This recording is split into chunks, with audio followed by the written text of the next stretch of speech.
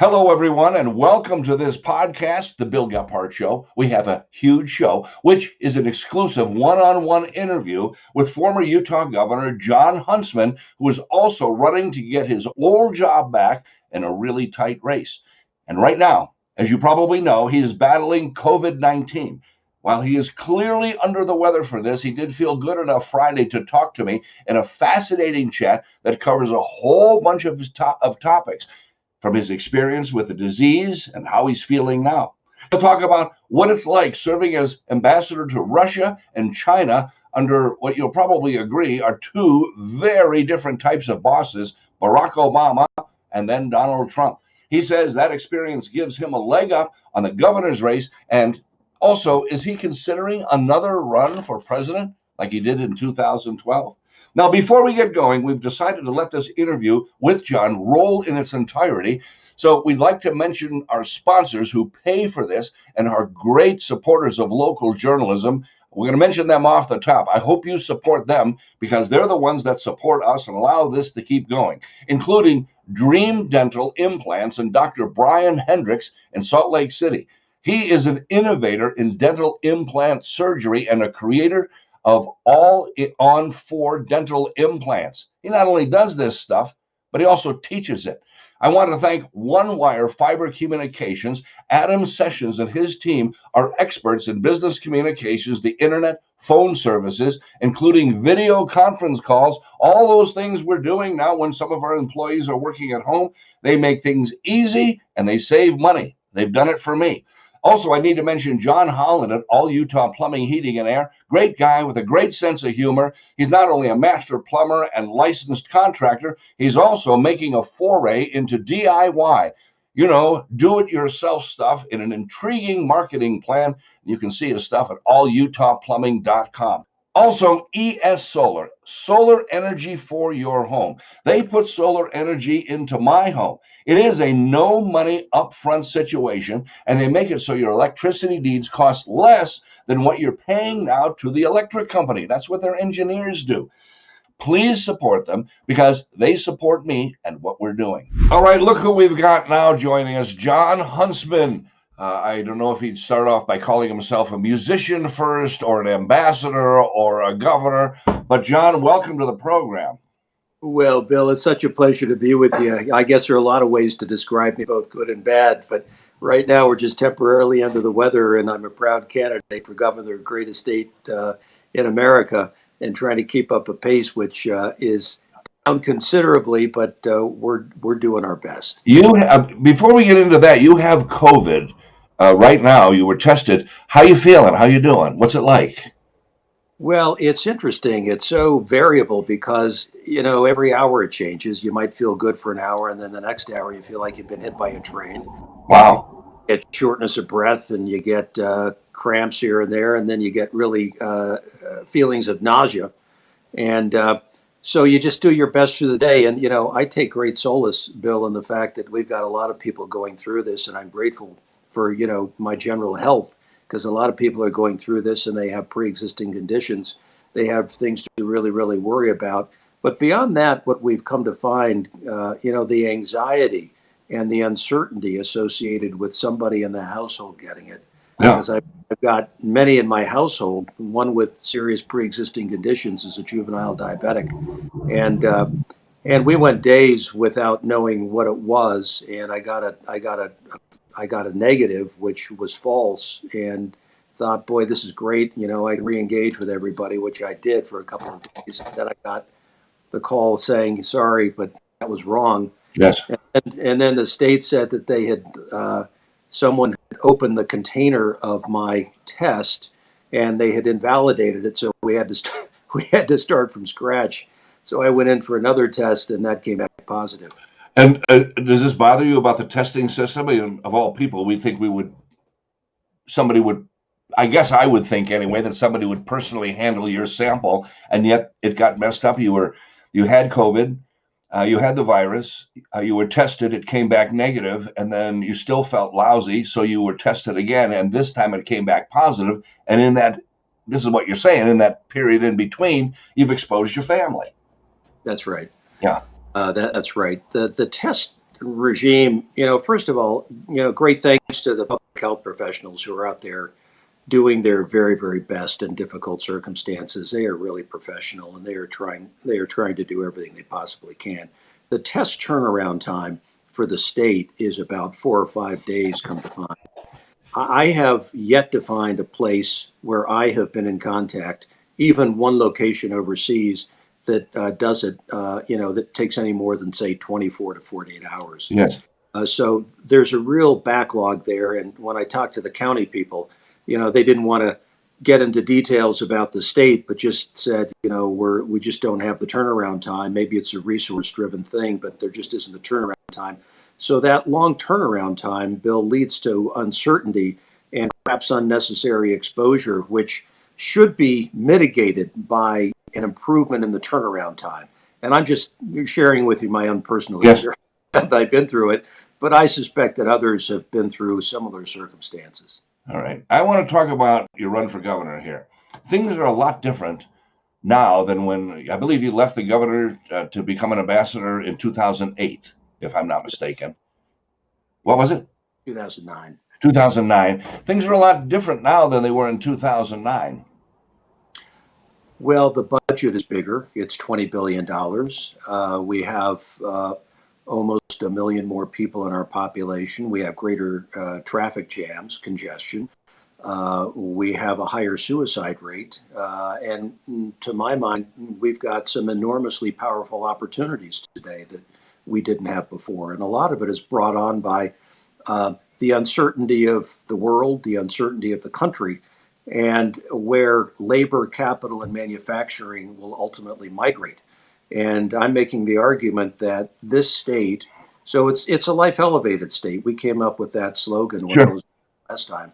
And I want to make this state the crossroads of the world. I think we have an opportunity to take the uncertainty and the upheaval that a lot of markets are experiencing and benefit from that. That might sound crazy, but that's the way the markets work. And that's the way capital flows. And that's the way manufacturing goes.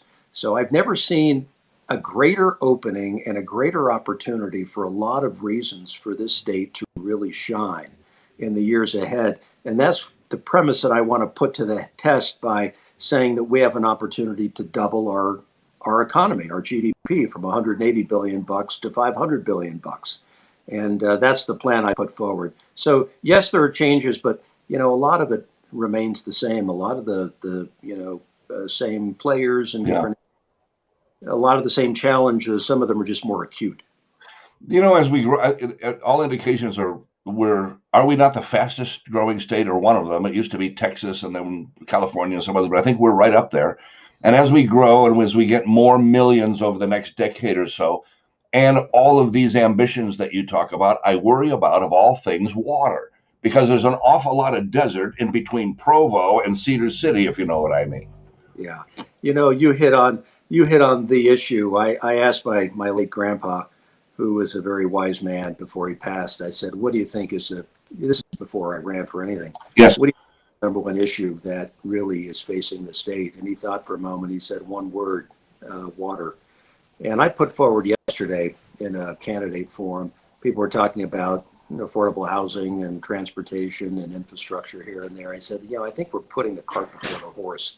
Unless we, as the second driest state in America, have sufficient water for our needs, we have no civilization, and we have no ability to live and therefore compete economically. So I think what you're saying is absolutely right. And we don't have a volume issue. We have water. We have in the major metropolitan area, we have natural runoff from snowfall. Unfortunately, too much of it seeps into the desert where it evaporates. But what we don't have storage capacity. We don't have water banking. And these are they're big and they're expensive, but they're also a guarantee that you're going to have a secure future as it relates to water.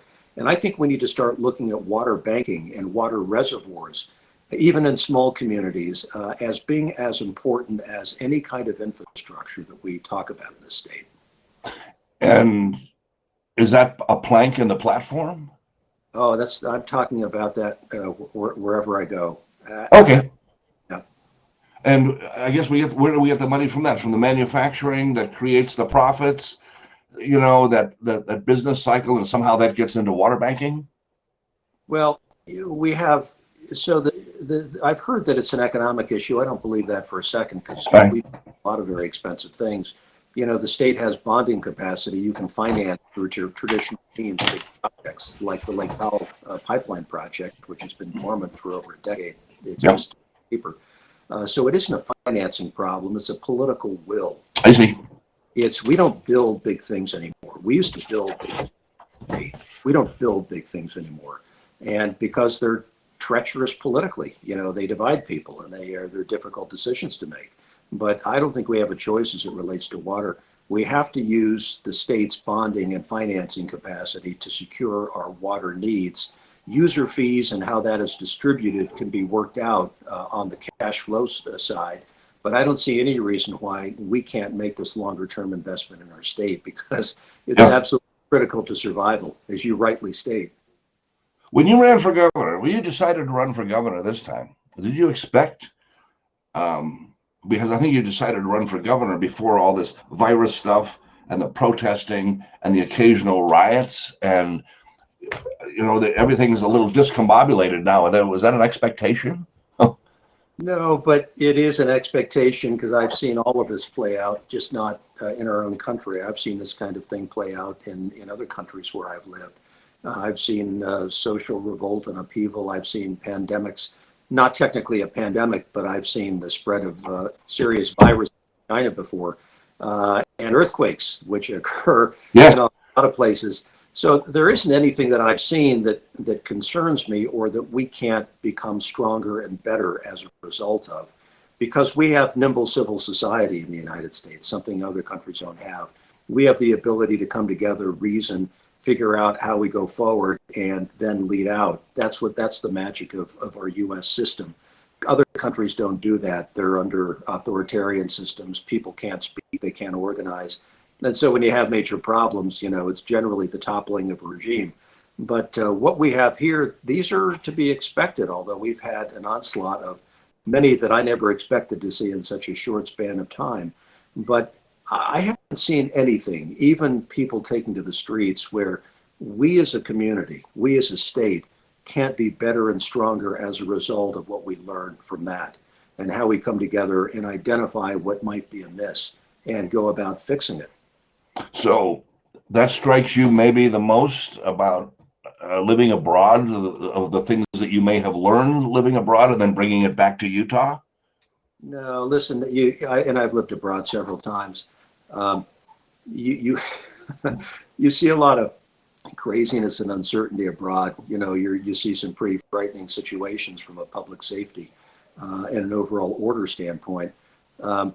But what I love about our system here, and unless you have seen this abroad, you would think it's the end of the world. No, we have a very flexible and nimble system. As Alexis de Tocqueville, would say back in the 1830s, he wrote Democracy in America, and he made some very poignant observations about our society. Is America's a great country, not because Americans are so great, these are my words, but because America has the ability to repair her wounds, her faults. And so long as we have that ability to identify where maybe we have gone wrong, where there are issues to be dealt with, and so long as we can come together as a society and address them, we're going to be just fine. This is the magic of our system, and I've grown to appreciate this more and more, along with our election system, maybe imperfect though it might be. I love it. I really do, because I've had to live in other areas that don't have this flexibility, this freedom, this ability to reason and speak out as individuals. It really is a masterful system, and it's one that I hope no voter ever loses sight of. That regardless of how dark it might seem outside, we still have the ability to repair our faults. Well, boy, from your lips to God's ears, as they say. Speaking of that, you cut your teeth, I think, as an ambassador in Singapore, but more importantly, you went to China under President Obama, which is when you left for governor, and then Russia under President Trump. In my view, those are really different kinds of managers, or bosses, if you will. What is the difference between these guys? What was your experience? And both China and Russia are hotspots for the United States. Yeah, listen, I've worked and been around several presidents, and they all have their own unique style. But when it comes to our values and how we're seen overseas, communicating styles might be different, personalities might be different, but the way people see us overseas is still as one people with a common set of values. And we talk about e pluribus unum, out of many one. It's written on our coins, Yes. and the way we're seen. The Russians are cheering for our demise. The Chinese are hoping for our country to be weakened. And when they see our inability to get on our feet and address the issues that concern us, as we've always been able to do in the past, they love that because it plays right into their own playbook, which is we're all going to be divided from within, and America will never be able to get back. Because right now there's one superpower left in the world. There are two great powers, but there's only one superpower. And that's a result of our economy, our resiliency, our innovative capacity, our civil society, and our military. Russia's a great power because of one thing, nuclear weapons. And China is a great power really because of one thing, and that's their economic might, where they have arrived on the world stage, and they're now able to compete, at least in the trade domain, toe-to-toe with us. So they have newfound confidence, which they've never had in the past. They always had to back down to our demands. They just don't do that anymore. So that presents a very interesting dynamic in how we navigate the world going forward. Well, yeah, but it seems to me that it's a real different dynamic between the management style of President Obama and the management style of President Trump, if you're comfortable with that question. Oh, listen, I went to China, my very first trip to China with Ronald Reagan when I worked for him. And that was in the early 1980s when they were all still wearing Mao suits. No. And my daughter, who is in college, she sent me the video links from that visit in the early 1980s, and it brought back recollections of Ronald Reagan sitting down with Deng Xiaoping, two of the most charismatic leaders I've ever seen. And they had no notes. They had no briefing material on their laps. They just sat down together. Deng Xiaoping lit up, as he always did, his filterless cigarettes. His feet weren't even touching the ground. Yes. He said, let's figure out how we can make the world a better place, even though, we were at each other's throats. And I compare and contrast that to the styles of others, who have a much more methodical or an academic approach to doing things. President Obama was that way. Okay. He had a different style. And President Trump has his own style. He goes more from the gut, from his instincts. He has a feel for what he wants to get done, and he brings his private sector experience from the developer community, which is a pretty hard-bitten community in New York. And he brings that style to negotiations and to relationship building. So, but it's interesting because most of the playbooks are focused on the same objectives for the United States when you look at either Russia or China, and that's security, that's promoting our values of human rights and individual liberty, and that's basically keeping markets open for our exports, because that's such a driver of jobs and economic prosperity, and always will be. Truly. What do you think, a little shift here, what do you think of how our friend Mitt Romney is being treated now? His sin apparently is voting to convict the president, and ever since then he's been rather outspoken. Do you have a thought on that? Well, Mitt's a duly elected official, and duly elected officials should do what they think they've been sent to do and what their instincts tell them to do, and they re-election, and they see if the people are with them or not. Yes. I don't know what deeper history there is between Mitt and the president, but obviously there's been back and forth for a lot of years, and I'm sure that factors into a lot of it. I have to say, from just a sheer talent standpoint, Mitt is a very, very talented individual, and he's as he's gone through his career, he chooses to speak out where he feels he needs to speak out. His dad, George Romney, was very much that way. Yes. And so I say, if you're elected by the people, you've been sent to represent them, and you should conduct yourself in ways that you think best represents those people who put you into office. You gonna run for president again? Bill, the answer is no. Oh, really? Really, I'm surprised. I think if people got to know you I think you're a moderate. I say that because there's a movement in Utah now, that the Democrats should register as Republicans so they can vote for a moderate like you in the primary. So Well, yeah, I've been called right wing, I've been called left wing, I've been called moderate, but actual fact, I'm more of a libertarian than anything else. I'm a liberty loving person who fears government and their ability through taxes and regulations to hurt people and to hurt businesses. And as I have lived in authoritarian countries where I've seen government use its power to destroy people and destroy movements, I never want to see that happen here. And that, more than anything else, kind of makes you more of a libertarian than anything else. I just don't like the heavy hand of government and how it can take away civil liberties. I've seen that even during this most recent episode with everybody inside and driving their cars across the border into our state where they get invasive questionnaires as if they're driving from Finland into Russia. yeah. I'm not comfortable with that. So people will call you and try to characterize you as this or that, but my own instincts are limited government is the way that we roll, and it's always the model that has worked best for our country. And an engaged population that cares deeply about the issue is willing to step up and participate. We rely on all the above to succeed decade after decade. Are you going to play music again? Are you still playing a little bit? Well, Not today. You don't feel good today. I get it, but some other day. I have a keyboard in the basement, and I've got a drum set So I have two sons who are now serving in the Navy. They're out on active duty missions. And one is a very good guitar player, and the other is a very good guitar player slash drummer. And so we kind of have a band within our family.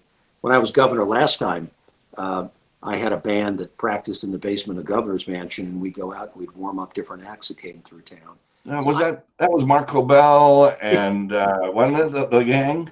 Brent Brown. Yeah, Brent Brown. That's right. Brent Brown in the 1970s, when I played in a band called Wizard, my hair was a little longer than it is right now, and so was Brent's. He had probably the hottest band in the state, and it was called Roadwork.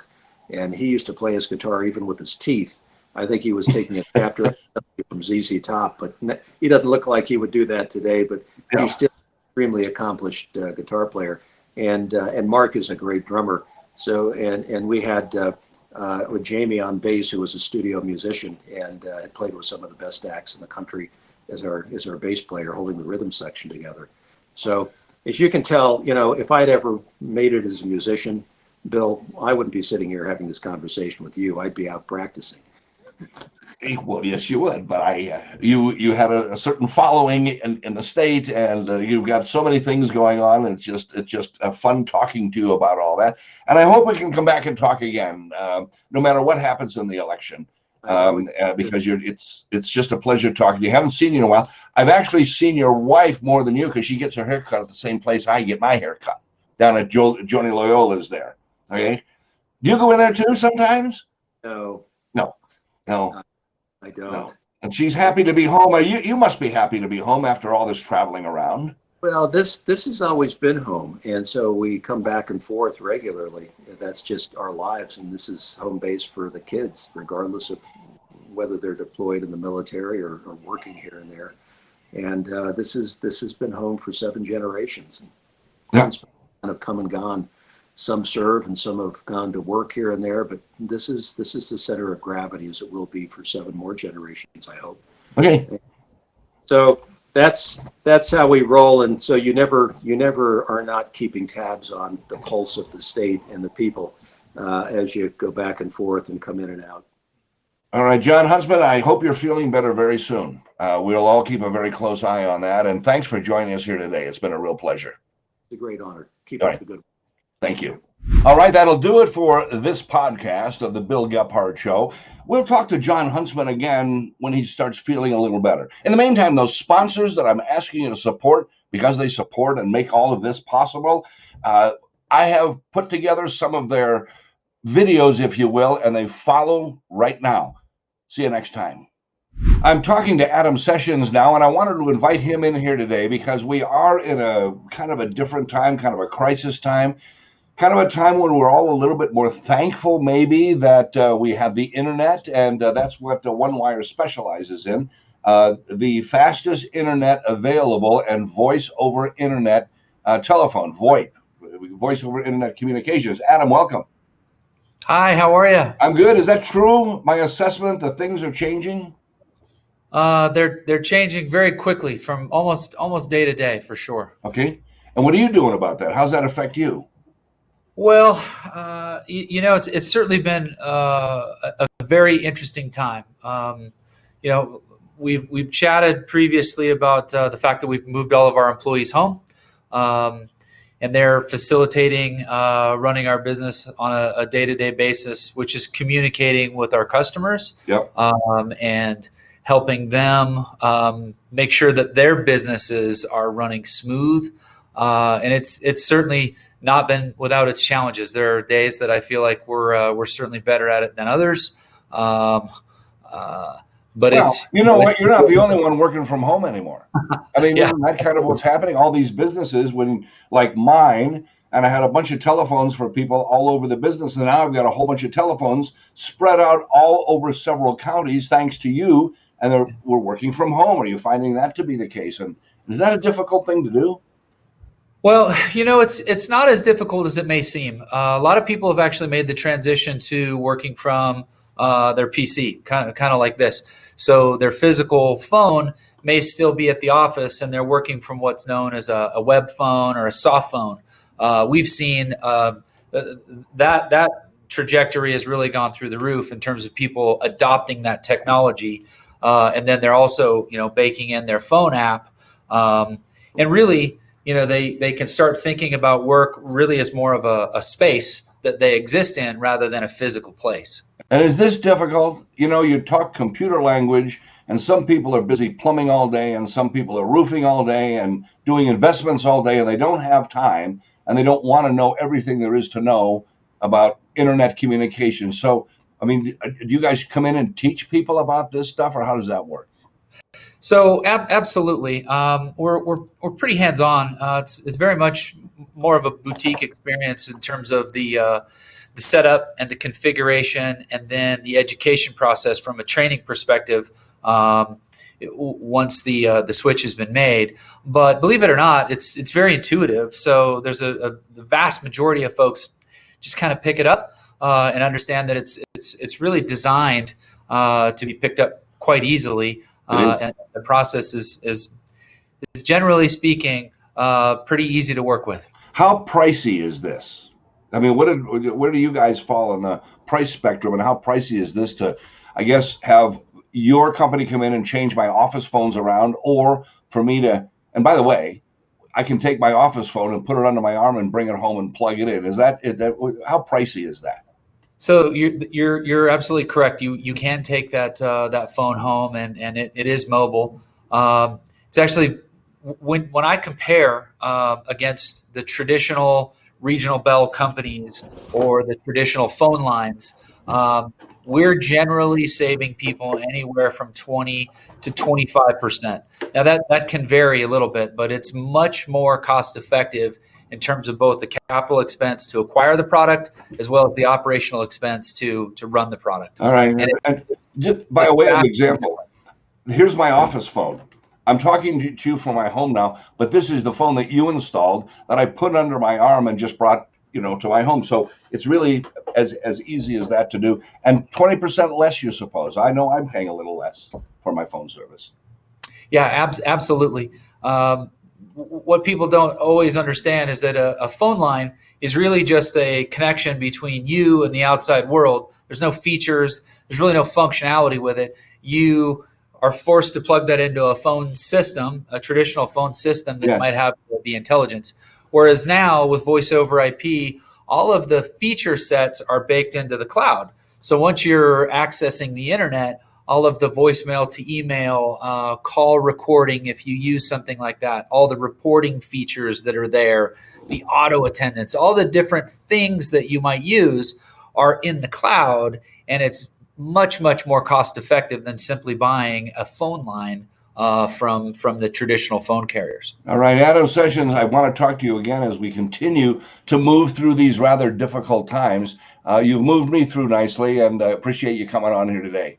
Fantastic. Thank you. Thank you for the opportunity. Thanks, Adam. Okay, I wanted to talk to a fella named Chad Stokes. That's the guy you see right now on your screen. He is one of the owners of ES Solar, and I wanted to talk to him because it's a sunny day today, and my solar plant on my roof is making energy, and it was installed by ES Solar. And I wanted to talk to Chad about some of this because for me, it is a no-cost operation. So it costs thousands of dollars to put those solar panels up there, but the payment on that, and I used to pay the electric company about $300 a month. Now I'm paying them about, I think, $20 a month or something as a hookup fee and whatever. Anyway, it's great. I wanted to talk to you about that. Hi, Chad. Hello, Bill. How are you doing this morning? Good. I think you have a unique business model. You, unlike other solar companies I've seen, you go from cradle to grave to take accountability and responsibility for everything from the first knock on the door in sales all the way through to installation with your qualified licensed installers, all the way to a 25-year warranty. And I think that's unique. Is that unique? It is. It is. It's something we're really proud of that we've been able to build. We would refer to ourselves as a true solar electric contractor. And Bill, you hit it right on the head. From knocking on someone's door and generating that lead, starting that relationship, all the way to the very end when the system's installed, the system's been commissioned, turned on, and even set up with monitoring and assistance with the tax credits and incentives that are out there. We take care of all of that. And then beyond, should anything happen to their system, it needs service or maintenance, we're there for them for those items as well. After my system was installed back earlier this year, all of a sudden, a month later, some ES Solar people showed up at my door and they wanted to go on the roof because you detected that there was something wrong with my plant, with my solar system. So what do? Watch this stuff from your office? We do. And that makes me really happy to hear. We have full-time monitoring. So we've created a department within ES Solar that does the monitoring as well as set our customers up with monitoring. So our goal is always to detect something like that, Bill, before our customers might even, so that we can quickly dispatch one of our service techs and go out and take care of that, because we know how important it is that our systems are working all of the time and producing power for our customers so they get exactly what they paid for. Okay, I'm worried about something, and it's a net metering situation, and I hear that there's going to be a change in net metering. First of all, explain what that is. My meter spins this way, and then it goes this way when I'm making power, and this way when I'm not making power. But the net metering charges are going to change. What's that all about? Well, so there's a lot of speculation. What I do know, we've been in the industry for a very long time, and back November of 2017, we saw a change in net metering. It went from a true 1-to-1 credit. You produced a kilowatt hour of power, you got a kilowatt hour credit back. November of 2017, that changed, and it's now about a 93% credit you get back for your solar power production. This fall, there's going to be another change. Nobody knows exactly what it is. I would suspect it won't be as favorable as the current net metering agreement. Am I going to be okay? Am I going to be okay? You are. Great question, and we get that very often. You are grandfathered, Bill. Good. And it's for a period of 15 years. Now, here's what's great. If the net metering stays the same, or maybe even improves, which I highly doubt that Rocky Mountain Power is going to improve on that net metering for solar customers, you would have the option to take the new agreement, or you would be grandfathered for the next 15 years. All right. In order to make my solar plant and my electricity basically free compared to what it used to be, as time goes on, but that was because I got like $10,000 worth of tax credits out of this thing. How long are they going to keep that up? Yeah. So, early in my career, there was a 30% tax credit. And just this year, the federal tax credit went down to 26%. So that's what everybody is getting back from the IRS by going green, by putting solar on their home. And then the state is giving $1,600. Now it's just a flat $1,600. Next year, that is dropping by 4%. So next year, families going solar are going to get a 22% tax credit, and the state incentive is going to drop $400. So it will be just $1,200. So there are some changes coming that it definitely will affect our industry, and I think that's why you're seeing so many homes with solar going up so many families with solar going up on their home, is because they're taking advantage of the opportunity this year to get the full 26% from the federal government and the $1,600 from the state. All right, essolar.com. Is that how we reach you? essolar.com. That's correct. And I'm okay because I've been under the wire, but I guess to be certain, between the net metering possible changes and the tax changes, try to get this stuff done before the end of the year, I guess, right? Absolutely. I don't think we've ever been busier as a company. I have 5 install crews out, doing each 2 jobs a day. In fact, if I could brag for just a moment, we installed as a company, Bill, last month. We had a goal of a megawatt in May, which is 1,000 kilowatts of power that we installed on homes for families in Utah. So that's pretty significant. We'll do that again in June, I believe, and probably each month throughout the year. And it's because of these changes that are coming, and families are understanding as they become more and more educated that if they're ever going to do solar, now is the time to take advantage of what we have available. Chad Stokes at ES Solar. I'm not only sold, I bought. I highly recommend you guys. I really do. You're Gephardt approved, and I want to talk more about this in the weeks to come. I hope you'll come back.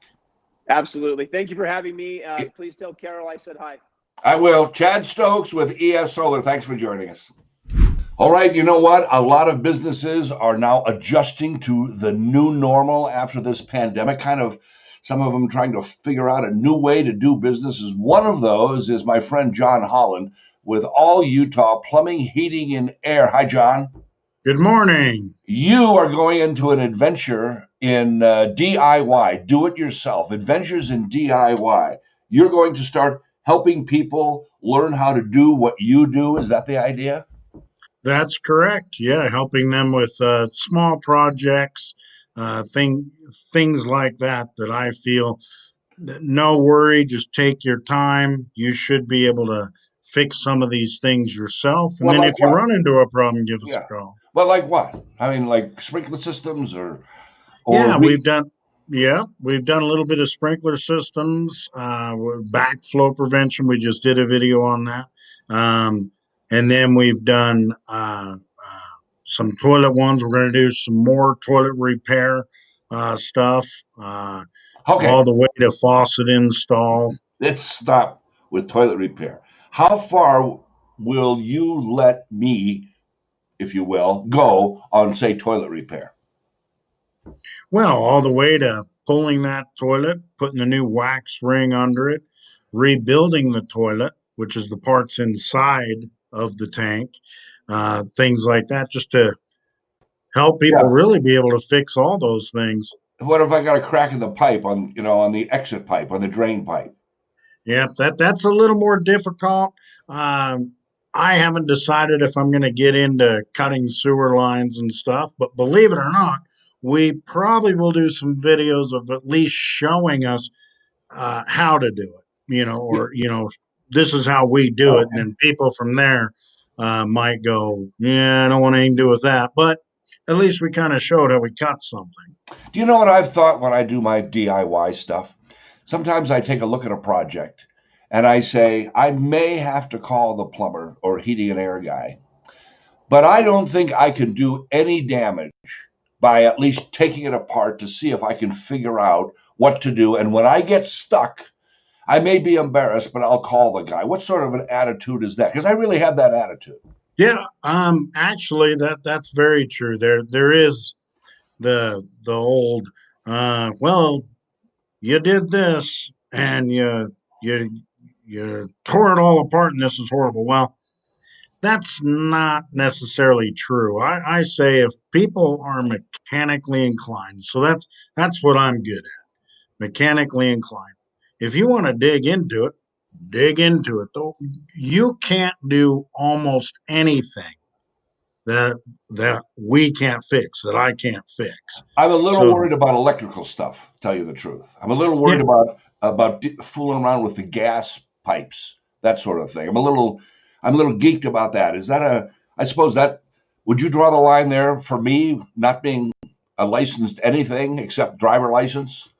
it depends upon what you're trying to do. If you just have a little hookup of a gas line that you're trying to put this little fitting on, maybe to get your barbecue on gas, that might not be too bad. Yeah. But if All you right. smell fuel, Yeah. that's why they put a smell in the fuel so that we can smell it. Otherwise, it's an odorless fuel. But they add that rotten egg smell so that we smell it. And then electrical, somebody wants to maybe put a little light in or something like that. Yeah, but if you're All right. having to get into the wall Okay.